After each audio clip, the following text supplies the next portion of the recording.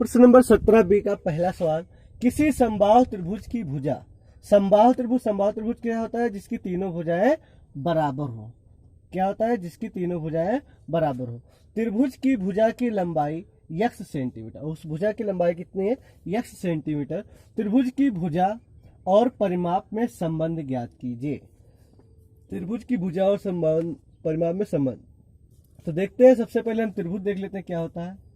समबाहु त्रिभुज जिसकी तीनों भुजाएं बराबर हो।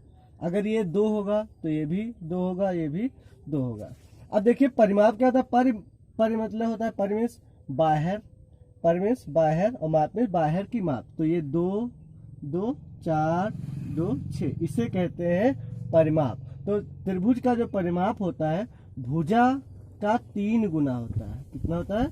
3 गुना। देखिए 3 गुना 6। अगर ये 4 4 होता तो देखिए 4 4 8 8 4 12, यानी भुजा का 3 गुना, यानी कितना? 3 चक्कू 12। अब देखते हैं तो अब क्या करना है हमको? भुजा और परिमाप में संबंध ज्ञात करना है। तो लिखेंगे हम त्रिभुज, समबाहु त्रिभुज का परिमाप। समबाहु त्रिभुज का परिमाप जो होता है भुजा का 3 गुना होता है। भुजा का 3 गुना होता है। परिमाप को यश से कहते हैं, और भुजा कितनी है हमारी? यक्स, यानी यश बराबर 3 यक्स। अब हम इसके लिए एक वो बना लेते हैं। सबसे पहले तो आंकड़ा बनाने के लिए वो ग्राफ बना लेते हैं। ग्राफ पर दर्शाने के लिए अभी बता रहे हैं। कॉलम बना लेते हैं। पहले कॉलम में क्या करते हैं, देखिए यहाँ पर लिख देते हैं यस, और यहाँ पर लिख देते हैं यक्स। ये यक्स जो है भुजा है, और यस जो है परिमाप है। तो देखिए अगर हम यक्स यानी एक भुजा लें, अगर इसकी यानी कितनी भुजा लें? 1, तो देखिए जो 1 यहाँ पर रखेंगे तो 1 तिया 3, यानी भुजा का 3 गुना, यानी परिमाप कितना हो जाएगा? 3। अगर भुजा 2 हो, अगर भुजा 2 हो यानी 2 तिया 6, तो परिमाप कितना आएगा? 6। अगर भुजा 3 हो तो परिमाप कितना हो जाएगा? 3 तिया 9।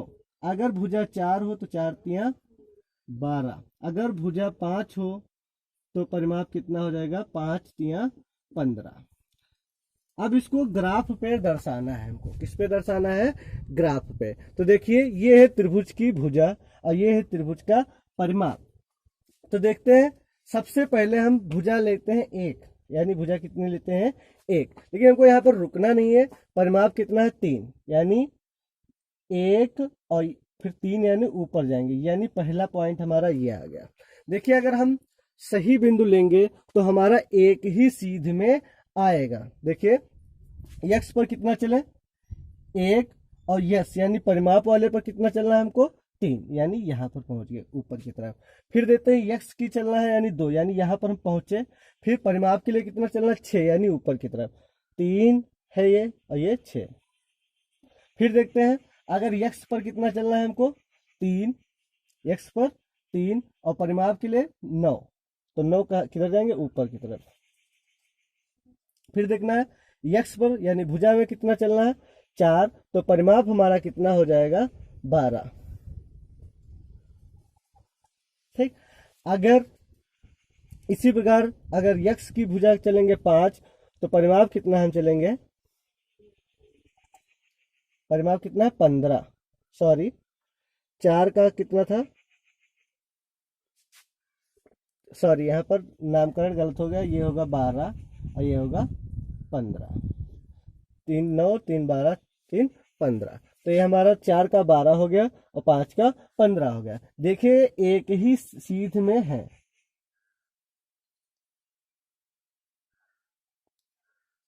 ये हमारा त्रिभुज की भुजा और त्रिभुज का परिमाप का ग्राफ है। ये वो भी जाएगा 0 से, ज्यादातर 0 से ही जाएगा। अगर हमारा मान हमने सही रखे तो एक ही सीध रेखा में मिलेगा।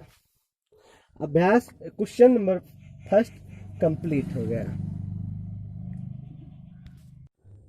प्रश्न नंबर 2, एक आयत की लंबाई उसकी चौड़ाई से 2 गुना है। जो लंबाई है चौड़ाई से 2 गुना है।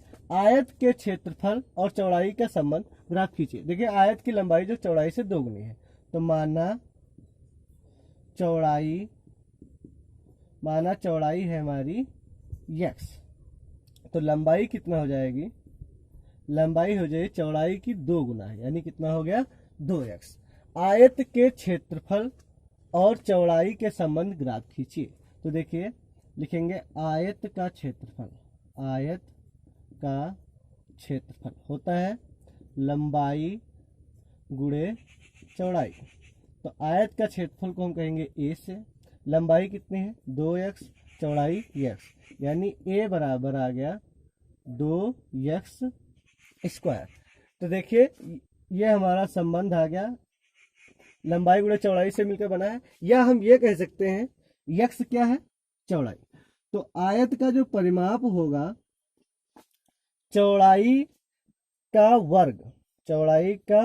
वर्ग का 2 गुने के बराबर है, चौड़ाई के वर्ग के 2 गुने के बराबर है। एग्जाम्पल हम मान लेते हैं, कोई भी एग्जाम्पल मान लो, छोटा सा एग्जाम्पल मान लेते हैं। जैसे एक आयत है, इसमें ऑलरेडी दिया है कि लंबाई जो इसकी दूना है, मान लेते हैं ये 4 है और ये 8 है, लंबाई जो इससे दूना है। तो देखिए जब मान लेते हैं, फिर क्या करेंगे, देखिए अब इसका परिमाप अगर निकालना है, अगर हम इससे कहें जो ये क्या है चौड़ाई का वर्ग, यानी चौड़ाई का वर्ग कितना हो जाएगा 16, उसको दूना कर दिया जाए, यानी 2 से गुणा कर दिया, कितना आ गया 32। तो हमारा 32 से आएगा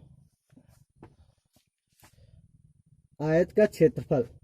तो 8 चक्कू 32। देखिए आयत का क्षेत्रफल अगर उत्तर निकाल दिया, लंबाई गुणे चौड़ाई कितना आया 32 ही आया। या हम दूसरी भाषा में कह सकते हैं चौड़ाई का वर्ग यानी 16, उसको 2 से गुणा कर दिया जाए, हमारा 32 आ जाएगा। अब देखते हैं हम कुछ कॉलम बना लेते हैं। अब देखें क्या करेंगे हम, जैसे मान लेते हैं चौड़ाई अगर हम मान लेते हैं 1 मान लेते हैं, तो 1 का वर्ग यानी 1, उसको 2 से गुणा करेंगे तो हो जाएगा 2। अगर हम चौड़ाई मान लेते हैं 2 सेंटीमीटर, तो 2 का वर्ग यानी 2 दूना 4, उसको 2 से गुणा करेंगे तो कितना होगा 4 दूनी 8। फिर अगर हम मान लेते हैं चौड़ाई 3 है, कितनी चौड़ाई 3 है, तो 3 का वर्ग 3 तिया 9, उसको 2 से गुणा करेंगे यानी 18। फिर देखते हैं, फिर अगर देख लेते हैं चौड़ाई 4, तो 4 का स्क्वायर 4 चक्कू 16, और उसको 2 से गुणा कर दे तो हो जाएगा हमारा 32। अभी हमने इससे पहले लिया था। अगर हम देखते हैं चौड़ाई 5 है, तो 5 का स्क्वायर 5 25, 25 को 2 से गुणा करेंगे तो कितना आ जाएगा 50। देखिए अब हमको इस पे ड्रा करना है, तो देखिए ड्रा करना है तो हमने 6 के मान लिया था, क्योंकि हमारे 50 तक जाना था, 10 के मान लेते तो फिर बन जाता, कोई बात नहीं। अब देखिए हमको बनाना है चौड़ाई कितनी लेनी है 1, ये देखिए चौड़ाई 1 है, यहाँ पर हम पहुंचे। फिर लेकिन हमको जाना है, किधर जाना है, क्षेत्रफल 2, आयत का परिमाप नहीं, यहाँ पर सॉरी ये क्षेत्रफल है, ये क्या है क्षेत्रफल। तो क्षेत्रफल के लिए जब हम ऊपर की तरफ जाएंगे तो क्षेत्रफल चलना कितना है 2, यानी ऊपर की तरफ 2 जाना है। तो यहाँ पर आ जाएंगे तो 6 आ जाएगा। देखिए ये है 2 और ये है 4 और ये है 6, देखिए प्रत्येक के 2 पार्ट कर लिए, तो हमको यानी यहाँ पर आना है, कहाँ पर आना है यहाँ पर 2।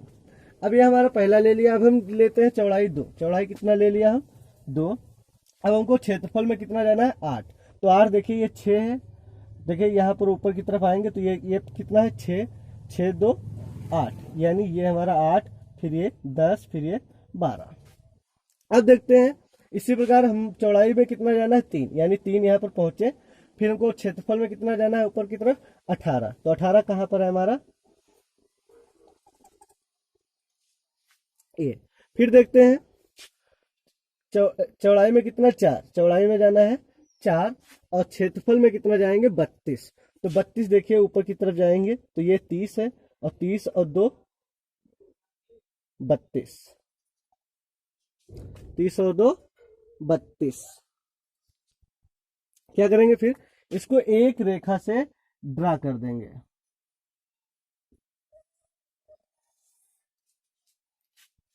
लगभग ऐसा बनेगा तो एकदम सीध, लेकिन जब आप अपनी कॉपी बनाएंगे तो एकदम सीधी रेखा होगी। क्वेश्चन नंबर 2 कंप्लीट हो गया।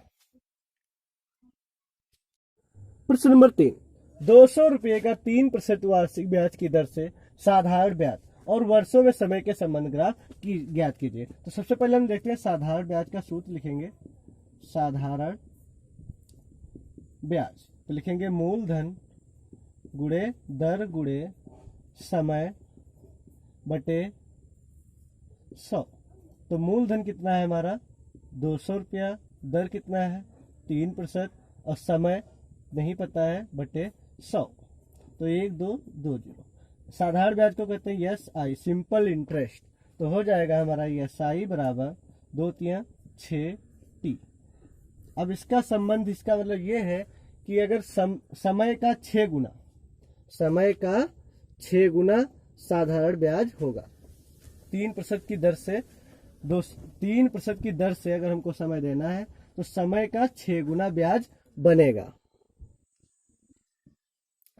अगर मूलधन को इग्नोर कर दिया जाए तो समय का, जैसे अगर समय मान लेते हैं 2 वर्ष, तो ब्याज कितना बनेगा 2 छाक 12 रुपया ब्याज बनेगा। कितने पर 100 पर। यहाँ पर बात 100 पर है, 100 हो चाहे 200 हो, जितना होगा ठीक है। अब देखते हैं, सबसे पहले तो हम इसका चार्ट बना लेते हैं। चार्ट देखिए क्या होता है, यहाँ पर टाइम है, यहाँ पर SI है। ये 100 रुपये के लिए बात चल रही है, तो 100 रुपये पे, जैसे मान लेते 100 रुपये पे मतलब अगर 2 साल है तो 2 छाक 12 रुपये बन जाएगा ब्याज। टाइम और इसका चार्ट बना लेंगे।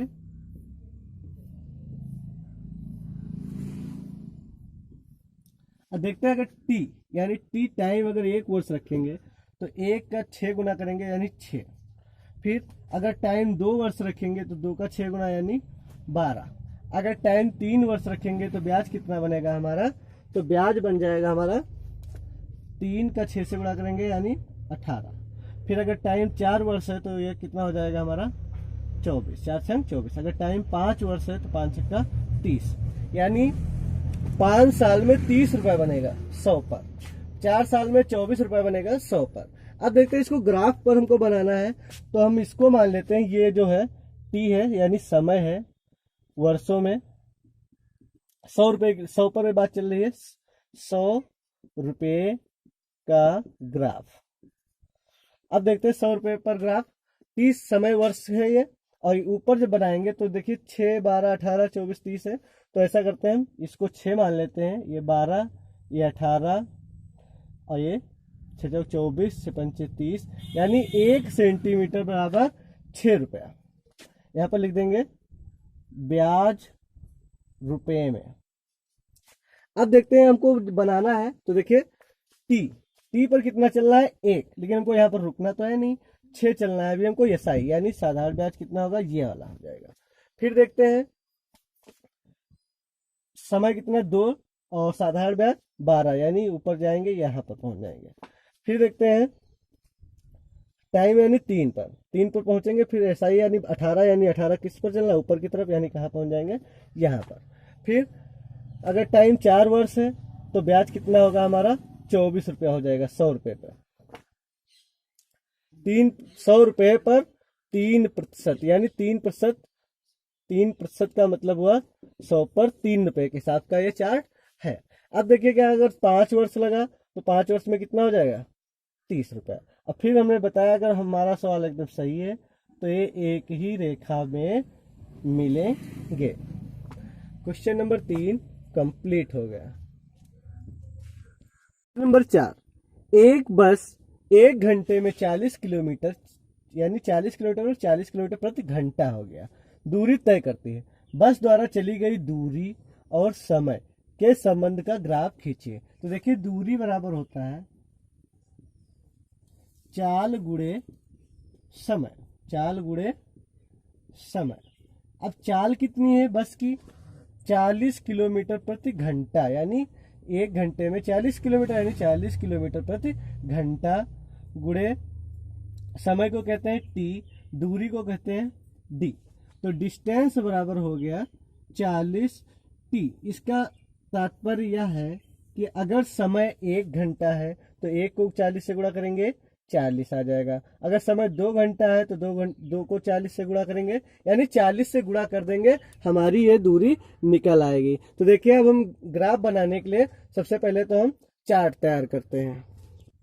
देखते हैं, अगर टाइम 1 घंटा लगेगा तो 1 घंटे में कितनी डिस्टेंस जाएगा, टी की जगह 1 रख दें, 1 को 40 से गुणा करेंगे यानी 40 किलोमीटर। अगर समय 2 घंटा है यानी 2 रखते हैं तो 2 40 से गुणा करेंगे यानी 80 किलोमीटर। अगर समय 3 घंटा, 3 रख दें तो 3 और 40 का गुणा 120। अगर समय 4 घंटा रख दें तो 4 चक्कू 16 यानी 160। अगर समय 5 रख दें तो 5 चक्कू 20, 200 किलोमीटर। अब देखते हैं यहाँ पर ग्राफ बनाना है, तो मान लेते हैं ये x अक्ष जो है समय है और y अक्ष क्या है, दूरी है। तो x अक्ष पर कितना चलना है, t यानी 1, यहाँ पर हम पहुंचे।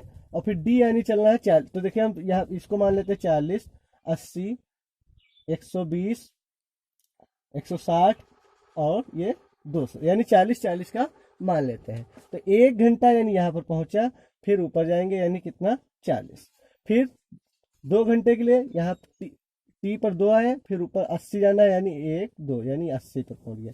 फिर देखते हैं 3 घंटा के लिए यहाँ पर 3, एक्स पर कितना चलना है हमको, टी यानी समय, समय के लिए 3 पर आए, फिर ऊपर जाना है, दूरी के लिए कहाँ जाना है, ऊपर की तरफ। तो कितना होगा हमारा, ये रहा 120।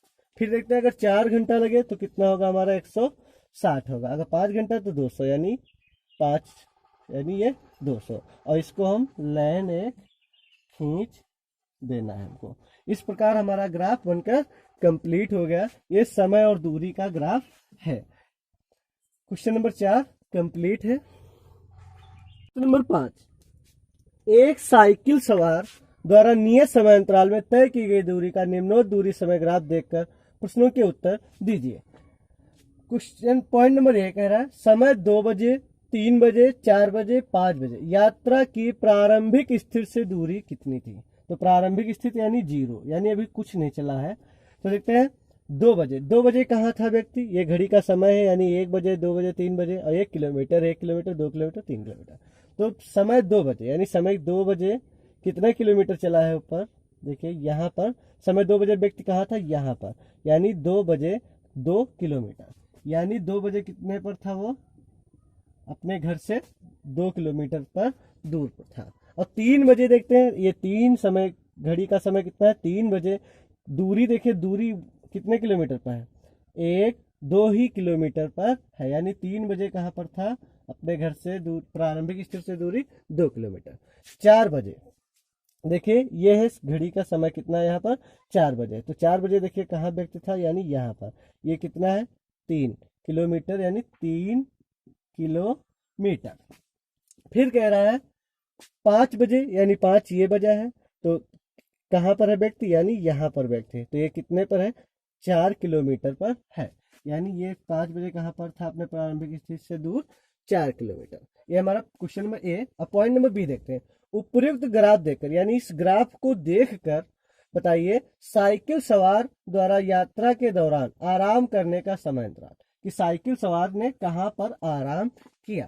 तो वो था आराम 1 घंटे का, 1 घंटे का आराम, 1 घंटे का आराम, वो भी किसके दौरान, 2 और 3 के बीच, 2 और 3 बजे के मध्य, क्योंकि देखिए वो 2 बजे कहाँ पर था 2 किलोमीटर पर, और 3 बजे भी वहीं पर रहा, यानी 2-3 बजे के 2 और 3 बजे में उसने आराम किया, 2 से 3 के बीच में आराम किया, फिर चौथे घंटे में यहाँ पर पहुंच गया।